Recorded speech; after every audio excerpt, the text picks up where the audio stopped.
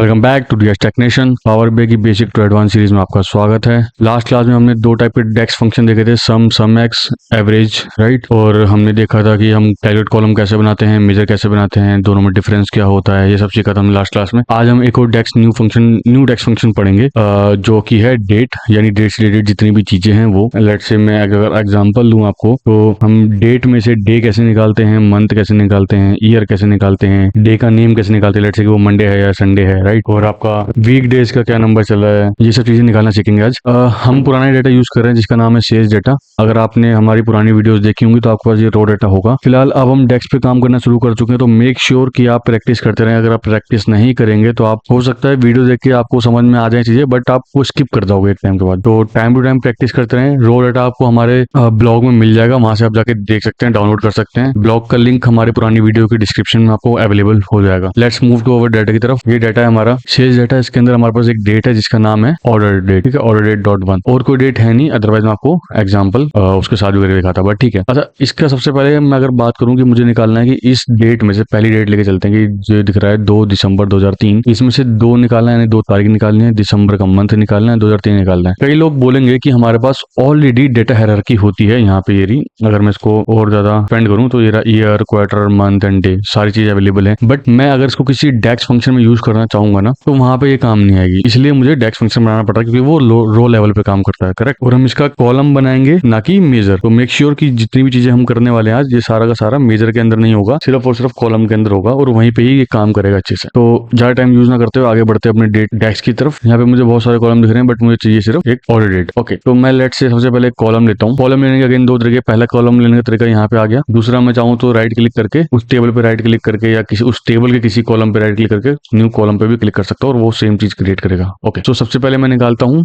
Let's say date. मैंने day निकाला equal to day, नाम रखा कॉलम का। फिर मैंने नाम पे रखा डेट का, मैंने डेक्स फंक्शन सेलेक्ट किया। डे का मैंने डेक्स फंक्शन सेलेक्ट किया, टैब की बटन दबाई और वो डेट सेलेक्ट करी जो डेट मुझे चाहिए। तो देखो यहाँ पे मैंने ऑर्डर डेट है मेरी, तो मैंने ऑर्डर डेट सेलेक्ट कर ली। और अब इसके बाद अगर आप चाहते हो उसे बताना कि वो क्या है या फिर आपको क्या निकालना है, तो जैसे dot date, dot day, dot month, month number, quarter, quarter number, year. तो मुझे डेट निकालनी है। ये टोटली डिपेंड ऑन यू और आपका डाटा सेट कैसा है उसके ऊपर, कि आपको स्पेसिफिक उसे बताना है कि वो डेट है या नहीं। बट मेरे केस में या हमारे इस समय के करंट डाटा सेट के केस में वो ऑलरेडी डेट फॉर्मेट में है, तो अगर मैं ये डेट लूं या ना लूं, सेम ही काम करने वाला है। तो मैं फिलहाल के लिए स्किप कर रहा हूँ। नेक्स्ट फंक्शन में आपको बता दूंगा कि ये क्या है, ठीक है। मैंने जैसे क्लिक किया, देखो वहां पे 2 आ गया। लेट्स से 2, 28, 31 और अगेन 28, यानी 2, 28, 31 और 28। ये 4 डेट मैंने ऊपर की ले ली और मैं इसे वैलिडेट करने जा रहा हूँ। 2 दिसंबर, 28 सितंबर, 31 जनवरी और 28 सितंबर, यानी चारों की चारों डेट वहां पे आ रही हैं। आई एग्री कि यहाँ पे बहुत सारे कॉलम है, तो इसको लेट्स से कि अगर मैं से जितना कम से कम स्पेस ले सकूं, इससे क्या होगा कि मैं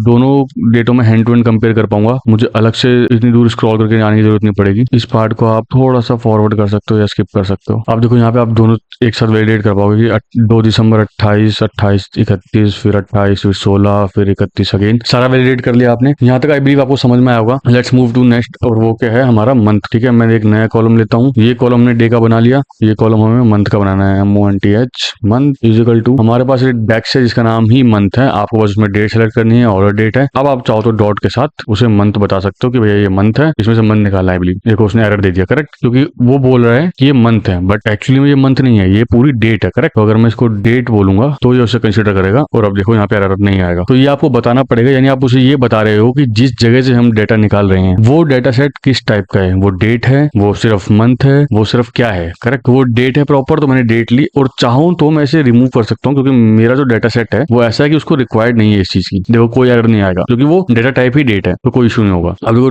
12/9/19 क्या बोल रहा है, यानी 12 मतलब दिसंबर हो गया, 9 सितंबर हो गया, 1 जनवरी हो गया, 9 सितंबर हो गया, ठीक है। ये सब हो गया। हमने क्या क्या कर लिया, हमने डेट कवर कर ली, हमने मंथ कवर कर लिया। अब हम बढ़ते हैं ईयर की तरफ। चलो एक नया कॉलम लेते हैं, इस कॉलम का नाम रखते हैं ईयर, और इस ईयर में एक और फंक्शन है हमारे पास ईयर करके, ये भी हमने लिया। अगेन हमने ऑर्डर डेट लेनी है। आप चाहो तो बताओ और चाहो तो मत बताओ कि वो डेट है क्या है। 2003, 4 यहाँ से शुरू हो गया, 4 यहाँ से शुरू हो गया, यानी हमारा अभी तक डे, मंथ और ईयर 100% एक्यूरेट काम कर रहा है। अब बढ़ते हैं डे नेम की तरफ। ओके, डे नेम की तरफ बढ़ते हैं। अब चलते हैं डे नेम। अच्छा, डे नेम जैसे अभी तक हम कर रहे थे ना कि डे है, डेट है और ईयर है, इस टाइप का हमारे पास कोई फंक्शन अवेलेबल होता नहीं है कि ये क्या है। तो अगर आपने एक्सेल का हमारा बेसिक टू एडवांस देखा होगा तो आपको आइडिया होगा कि हम कैसे काम करते हैं। लेट्स से कि कि मैं एक बार दोबारा बैक जाता हूँ डाटा पे और एक डेट नहीं लेता हूँ, इसकी डेट की कॉपी, इस डेट को कॉपी कर लेता हूँ। यहाँ गए, हमने डेट को करा कॉपी एज अ वैल्यू, यहाँ जाते हैं, यहाँ हमने मार दिया पेस्ट, इसको साइज बड़ा कर। अब इसमें से मुझे डे निकालना है, तो कैसे निकाल रहे हम एक्सेल में कैसे करते थे, टेक्स्ट वैल्यू यानी इस सेल को कॉमा फॉर्मेट मुझे बताना है 1 2 3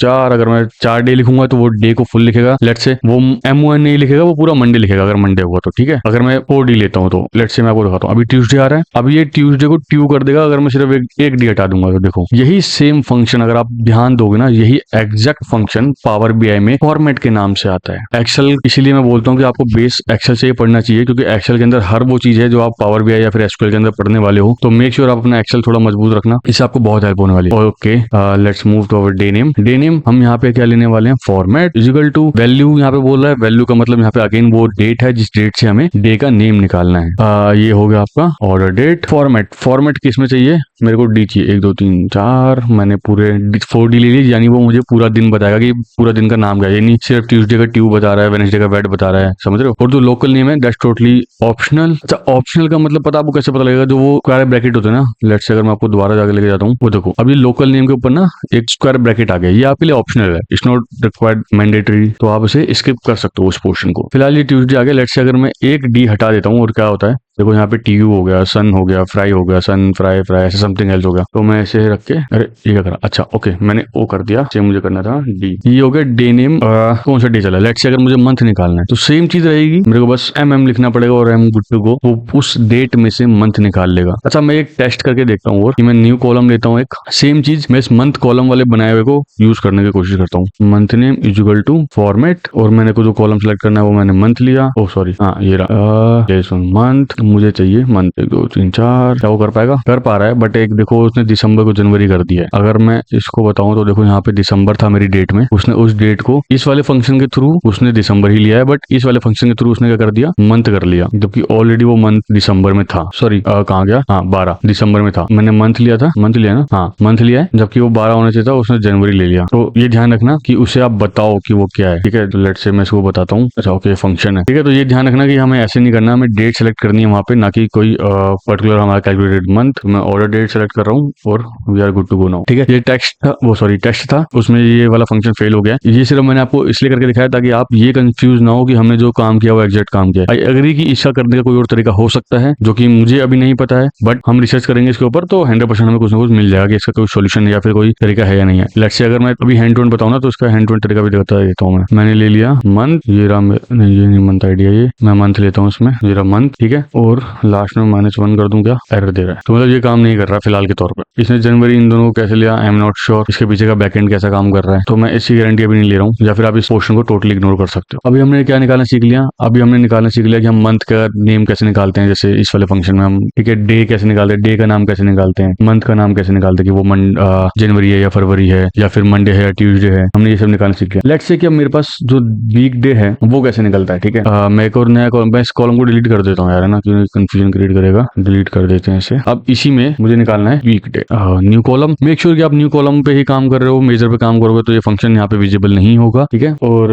अब चलते हैं वीक डे की तरफ। वीक डे करके हमारे पास एक फंक्शन है, उसमें डेट बतानी है आपको और रिटर्न टाइप बतानी। डेट क्या होगी, अगेन वही ऑर्डर डेट, आप चाहो डॉट के साथ डेट डाल सकते हो, दैट्स टोटली अपॉन यू। अच्छा ये देखो आपकी रिटर्न टाइप कहाँ से शुरू होगा, मतलब आपका जो वीक डे है, आप वीक डे को कब से कंसीडर कर रहे हो। अगर आप ध्यान दोगे तो मैं जहाँ पे 1 2 3 लिखना है इसके जस्ट बगल में एक एरो बना हुआ है, जब मैं उस पर रीड मोर पे क्लिक करूंगा तो बता रहा है अगर मैं 1 लूंगा तो वो संडे से शुरू होगा और सैटरडे पे 7 खत्म होगा। सेम आप नीचे आके भी देख सकते हो कि नीचे का क्या सीन है, मतलब 2 का। अगर मैं 1 संडे को कंसीडर कर रहा था तो सैटरडे 7 पे जाएगा, 2 करूंगा तो मंडे 1 को कंसीडर करेगा और संडे 7 को कंसीडर करेगा, और अगर मैं 3 करूंगा तो मंडे 0 हो जाएगा और संडे 6 हो जाएगा। यानी अगर मैं 0 से डे गिनना शुरू करूं कि मैं मंडे को 0 गिन रहा हूं तो मंडे 0 हो गया, ट्यूसडे 1 हो गया, ऐसे करते करते संडे 6 पे जाके खत्म होगा। तो ये अपने अंडरस्टैंडिंग है, हर जगह सेम नहीं हो सकता, इट्स टोटली अपॉन यू कि आपकी रिक्वायरमेंट क्या है। लेट्स से मैं से बाय डिफॉल्ट 1 रहने दे रहा हूं कि यानी संडे मेरे वीक का पहला दिन होगा तो सैटरडे मेरे वीक का 7वां दिन होगा, है ना। तो मैंने इसे 1 किया और एंटर मार दिया, ठीक है। तो ये बता रहा है कि उस दिन जो दिन था आपका मतलब डेट के अकॉर्डिंग वो तीसरा दिन था। यानी मैंने क्या किया था यहाँ पे, अगर आपको याद हो तो मैं इसे दोबारा 1 लेता हूँ। मैंने संडे को 1 गिना था, यानी संडे 1 हो गया, ट्यूसडे 2 हो गया, थर्सडे 3 हो गया। तो लेट्स से कि थर्सडे है ये। अच्छा, ये तो मैंने नंबर निकाल दिया, बट लेट्स से अभी मैं इसको रोकता हूँ, एक नया कॉलम और ऐड करते हैं। वीक डे तो नंबर हो गया, मैं से वीक डे हो गया यार, मुझे ना उसको वीक नंबर करना चाहिए, मेरी गलती है यहाँ पे, वीक नम हो गए। ठीक है, यहाँ पे आते हैं, ये हो जाएगा आपका वीक डे इजिकल टू वीक डे, अगेन वो date, order date, return type मैं अगर 1 को ही कंसीडर करते हुए चल रहा हूँ, यानी संडे 1 संडे 7, तो क्या होता है वो देखते हैं। ठीक है, मैंने एंटर मारा। अब देखो यहाँ पे वीक, अच्छा ओके, मैंने यहाँ पे वीक नम लिखना था यार, 49 वीक, यानी पूरे हफ्ते का जो वो होगा, क्या कहते हैं, हमारे कैलेंडर में 52 या आई बिलीव 54 वीक होते हैं, तो उसमें से ये कौन सा वीक है। अभी दिसंबर में चला तो 100% है कि 50 के आसपास की बात हो रही होगी। और अगर मैं बात करूँ वीक डेज की, तो यानी ये बता रहा है कि तीसरा दिन है। अभी तीसरे दिन है, इसको कैसे चेक करेंगे। अगेन मैं इस डे नेम पे जाऊंगा, इसको करने के बजाय डी कर दूंगा, 1 2 3 4 और एंटर। बता रहा है ट्यूसडे, यानी अगर जब मैं यहाँ था, इसको मैं 1 कर रहा था तो क्या था वो देखते हैं। संडे को 1 कर रहा था, ठीक है, तो संडे 1, मंडे 2, और यहाँ पे आ रहा हमारा ट्यूसडे यानी 3।